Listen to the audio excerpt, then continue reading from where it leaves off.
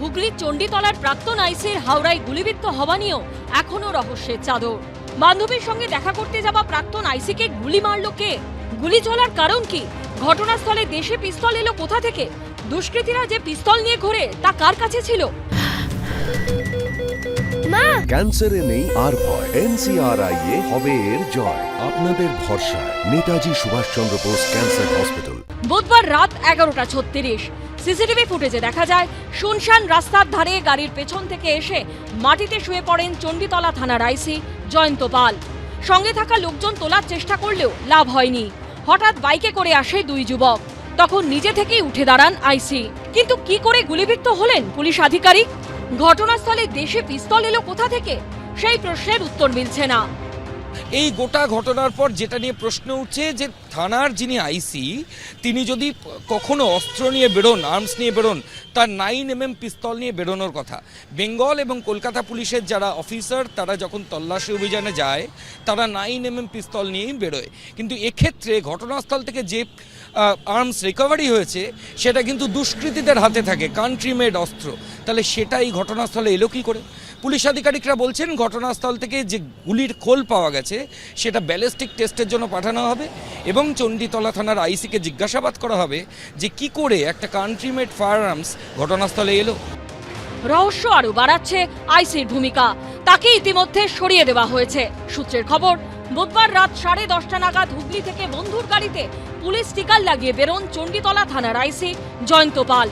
তদন্তকারীরা জানতে পেরেছেন আইসি হাওড়ায় তার বান্ধবীর সঙ্গে দেখা করতে আসেন।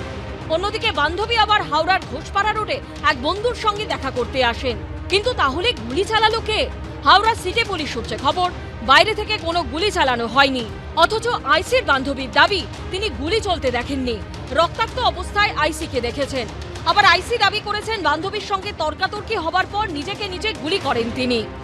প্রাথমিকভাবে যেটা জানা যাচ্ছে যে রিভলভার থেকে গুলিটা হয়েছিল সেটা কিন্তু সার্ভিস রিভলভার ছিল না, একটা কান্ট্রি মেড ইম্প্রোভাইজ পিস্তল ছিল।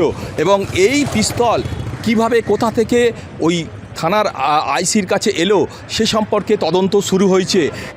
এরই মধ্যে এদিন দুপুরে ঘটনাস্থল থেকে একটি দেশি পিস্তল উদ্ধার করেছে শিবপুর থানা।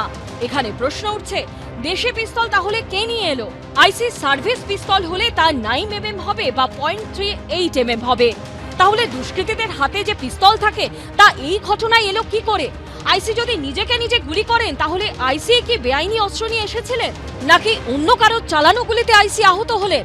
অন্য কেউ গুলি চালিয়ে থাকলে সেটা পুলিশ সামনে আনছে না কেন? তাহলে কি কিছু লুকোনোর চেষ্টা হচ্ছে?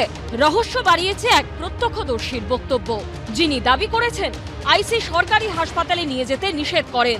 বলছে হাওড়াতে নিয়ে গেলে কেস হয়ে যাবে, প্রাইভেটে নিয়ে চলে যাবে। উনি বললেন আমি পুলিশে আছি, ম্যাটারটাকে বেশি বড় করো না, ছেড়ে দাও, তোমরা চলে যাও, আমরা বুঝে নিচ্ছি। ঘটনার পর সঙ্গীদের সহযোগিতায় বান্ধবী আইসিকে নিয়ে যান হাসপাতালে। হাসপাতাল সূত্রে খবর, তার পোশাক ও মুখে রক্ত লেগেছিল। 4 জনের ছিল তখন। হ্যাঁ, এবারে আমার মেয়ে ভেতরেই ছিল। তখন দেখে ওর গাড়ির সামনে উনি গাড়ি থেকে নেমেই ছটপট করে পড়ে গেছে নিচে। পড়ে যাওয়া মাত্র তখন এবারে ব্লিডিং হচ্ছে, রক্ত ভর্তি হয়ে গেছে রাস্তাঘাটে পুরো। উনি বুধবার রাত্রেবেলায় বাঁ হাতের আপার আর্মের গুলিবিদ্ধ বা বুলেটের ইনজুরি নিয়ে এসেছিলেন। অ্যাকচুয়ালি গুলি ওনার হাতের ঢুকে অপর প্রান্ত থেকে বেরিয়ে গেছে, তো বুলেটটা ভিতরে ছিল না। যেরকম গুলি ঢুকে বেরিয়ে গেলে যে ইনজুরি হয় সেই ইনজুরিটা আমরা পেয়েছি। 1-2 দিনের মধ্যে উনি ছুটি করে দেওয়া হবে। বৈধ দোকান থেকে অস্ত্র গুলি চলে যাচ্ছে দুষ্কৃতীদের হাতে।